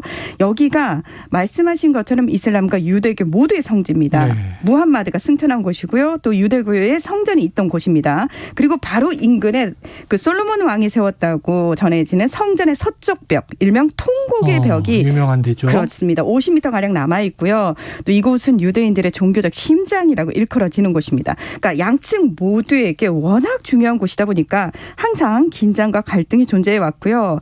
특히 올해는 유대교의 최대 명절이라고 하는 6월절이 또 겹쳐서 폭력 사태 우려가 더 커지고 있습니다. 이렇게 여러 종교의 공통의 성지면 더 평화롭고 더 영적이고 그런 곳이어야 하는데 그러게요. 이렇게 인간적인 분쟁이 자꾸 벌어져서 폭력 사태까지 난다. 좀 안타까움이 있네요. 자, 이번에 중국 상하이 소식 보죠. 네. 지금 20일 넘게 봉쇄되고 있다는데 어떤 상황입니까? 이 상하이시가 지난달 28일부터 황푸강을 중심으로 동서 지역으로 4일씩 봉쇄를 하겠다라고 얘기를 했는데 그게 해제되지 않고 지금 2만여 명이 넘는 신규 확진자가 발생한다는 이유로 22일째 봉쇄를 하고 있잖아요. 워낙 불만이 이제 커지니까 지난 11일부터는 또 도시 전체를 통제구역, 관리통제구역, 방어구역 이렇게 세 곳으로 세분화시켜서 완화를 했다라고 발표를 했어요. 하지만 여전히 상하이시 전체 인구의 60% 정도는 문 밖을 나설 수가 없는 상황입니다. 이 방어구역으로 분류된 지역의 시민들은 먹을거리를 구할 수 있지만 통제구역과 관리통제구역에 있는 시민들은 외출이 거의 불가능한데요. 봉쇄 장기화에 따른 불안감과 불만이 고조되고 있는 가운데 시민들이 의약품과 식료품을 구하지 못하는 일까지 빈번하게 발생을 하니까 이 중국 당국에 대한 비판과 분노가 커지고 있습니다. 현재 그 중국 소셜미디어 웨이보에는 상하이 시민들이 방역복을 입은 공안들과 곳곳에서 몸싸움을 벌이거나 대치하는 모습이 담긴 영상이 공개되기도 했는데요. 한편 상하이시 정부는 이렇게 주민 반발이 좀 커지고 또 경제 충격도 만만치 않거든요. 오는 20일까지 관련 봉쇄를 좀 대폭 완화하겠다 이렇게 발표를 한 상태입니다. 네. 그런데 중국 내에는 이 상황이 또 제대로 보도가 안 되는 것 같아요. 맞습니다. 이 상황이 심각한데도 CCTV 등 중국 관영 매체들은 상하이 봉쇄 초기부터 물자 의사 공급 정상적으로 이루어지고 있다. 또 전국 각지 의료진과 자원봉사자들이 방역을 위해 나섰다. 이런 보도만 내보내고 있습니다. 또 앞서 말씀드린 그 소셜미디어에 올라오는 영상들 있잖아요. 네네. 이런 것도 중국 당국이 발빠르게 개입해가지고 즉각적으로 삭제 조치를 하고 있거든요. 아하. 언론들이 시민들의 목소리나 상황을 정확하게 보도하지 않으니까 가짜 뉴스들이 굉장히 활개를 치고 있는 상황입니다. 알겠습니다. 자, 지금까지 문희정 국제시사 평론가였습니다. 고맙습니다. 네, 고맙습니다. 예, 오늘 컵라면 간식 받으실 분 알려드릴게요. 9697님, 2027-0692-8548-0486-9298님. 자, 컵라면 맛있게 드시고요. 오후 시간도 잘 보내시길 바랍니다. 최영일의 시사본부 월요일에 준비한 소식 여기까지고요. 저는 내일 오후 12시 20분에 다시 돌아오겠습니다. 지금까지 청취해 주신 여러분 고맙습니다.